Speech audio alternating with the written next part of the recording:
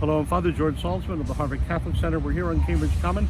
Right over there is the front gate of Harvard, and behind me is the Civil War Monument of Cambridge for the Civil War dead, and in the middle is the great emancipator, President Abraham Lincoln. We're thinking of another emancipator as well, Representative John Lewis, across the country, being mourned this week, and under the Capitol Dome, his body there in state. He was there, he was one of the speakers actually, at the front of the Lincoln Memorial there on the Mall in 1963. He was the last, the sixth, the youngest. He represented students, the Student Nonviolent Coordinating Committee, and he was going to say something like about we'll march again like Sherman to the sea, but non-violently. And Reverend Dr. Martin Luther King said, John, that doesn't sound like you, with the hint that we have all these coalitions to keep together, we have to be, and so he still had lively remarks about the exploitation socially and economically in the country, and of course the voting rights being of paramount importance. After that, freedom rides showed where people theoretically had the right to travel in public transport, but actually couldn't. And so those freedom riders, it took a lot of bravery for them to be sometimes subjected to beatings and buses set on fire, but it helped the country notice what still needed to be achieved. And finally there came the Civil Rights Act of 1964.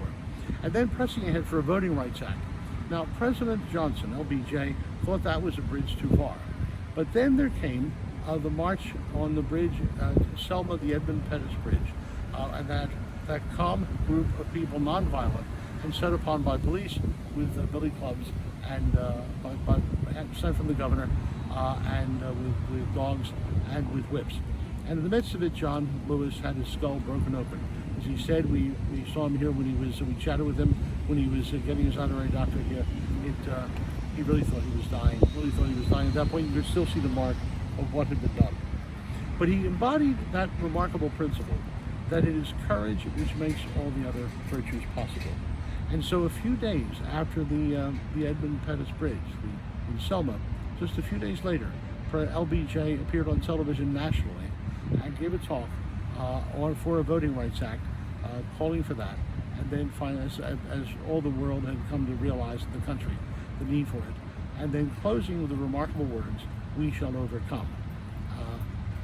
And Representative Lewis looked over at Martin Luther King and he saw him in tears, and he fell into tears. He fell into tears himself. We live in a difficult time. There's so much yet to do. We have so many things that we've yet to work for. We are facing COVID-19 and so on. But who better than to guide us in a sense than Lincoln? Lincoln, who the Civil War ended on Palm Sunday, assassinated on Good Friday, dying on Easter, Holy Saturday, sort of an emblem for the whole country.